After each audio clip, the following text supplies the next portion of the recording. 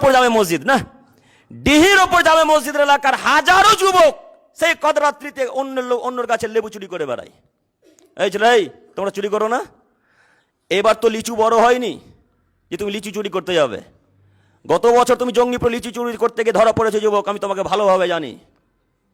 গত বছর তুমি লিচু চুরি করতে গিয়ে ধরা পড়েছিলে, তোমাকে পুলিশে দেওয়া হয়েছিল ফাঁড়িতে জঙ্গিপুরে। তোমার লজ্জা হয় না বেটা? কদরাত্রিতে জাগরণ করছো আর তুমি লিচু চুরি করছো, তুমি লেবু চুরি করছো, অন্যের গাছের ফল চুরি করছো, কারো বাড়িতে ঢেল মারছো। এইভাবে ভাগ্য পরিবর্তন করবেন?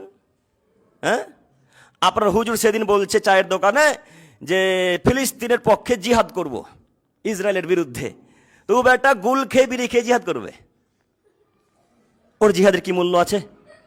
তো ওর জিহাদের যেমন মূল্য নাই, ঠিক তেমনই এদের কাদারের আল্লাহর কাছে কোনো মূল্য নেই।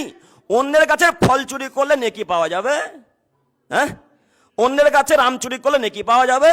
যুবক, তোমাকে বলে যাচ্ছি, আজকে থেকে নীতি পরিবর্তন করে কাদরাত্রি যদি জাগরণ করাই লাগে, দিন সারা রাত্রি সেই দিন মসজিদে থেকে হোক বা বাড়িতে থেকে হোক, আল্লাহর মন জয় করে ফজর করবো ইনশাল্লাহ। পারবো না ইনশাল্লাহ? ইনশাল্লাহ। আল্লাহ তুমি আমার দিনী ভাই বোনদেরকে কবুল করো, সকলে বলি আমিন।